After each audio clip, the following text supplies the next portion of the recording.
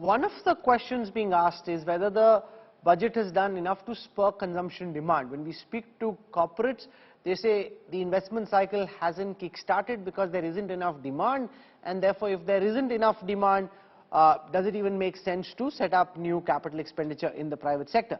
Has enough been done to help ensure that a new investment cycle is kick-started in real earnest or is pushed into high gear? You are conflating two separate issues. Consumption and the new tax regime are not to be mixed up. We'll come to the new tax regime. I'm a critic of the new tax regime, and many critics are there. We'll come to that later. Now, consumption is down because of unemployment, because of inflation. People are desperate for jobs. Rural unemployment is over 8%. Overall, all India unemployment is 8%. And now people are being laid off. All the major tech companies are laying off people, which means in the middle class, upper middle class also, we will have unemployment. On the other hand, there is inflation. These are the two reasons why consumption is low. If consumption is low, why would people invest? Unless their existing capacities fully utilized and they're able to satisfy the consumption demand, then they will make additional investment. So I think these are interrelated.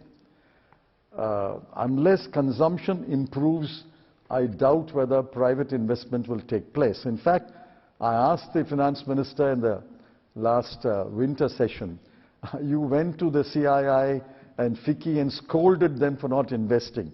Did you try to find out why they are not investing? She had no answer. You must examine why they are not investing.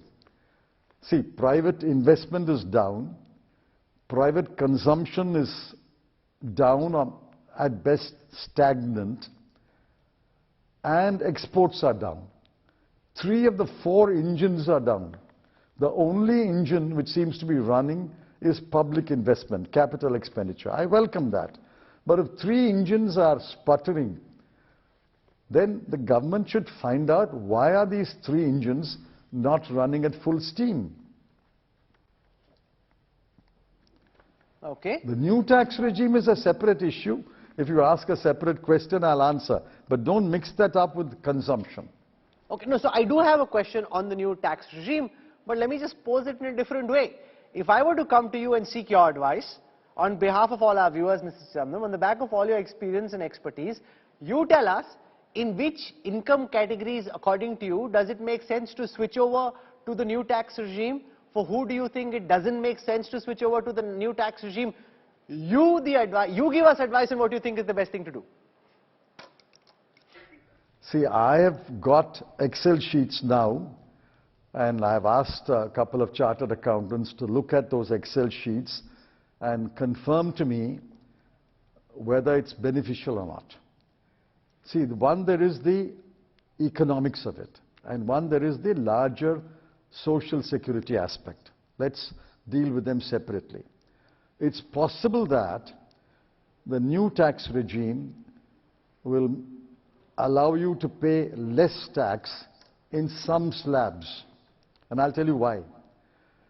Not all exemptions are availed of by every taxpayer. Some taxpayer may avail of 6 exemptions, some may avail of 3 exemptions. It will all depend upon the taxpayer. And it will impact different income slabs differently. That Excel sheet will easily demonstrate that. So it's possible that in some income slabs, for taxpayers availing of a few exemptions, it will be beneficial. The new tax regime will be beneficial. But for the others, the old tax regime will be beneficial.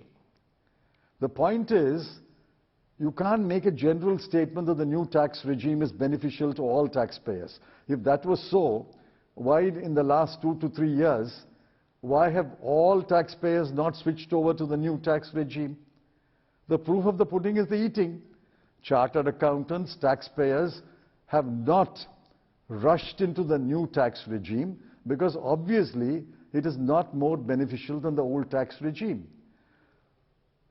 I am opposed to two tax regimes. It makes the tax regime clumsy. But I suspect that this government is moving towards a no exemption tax regime.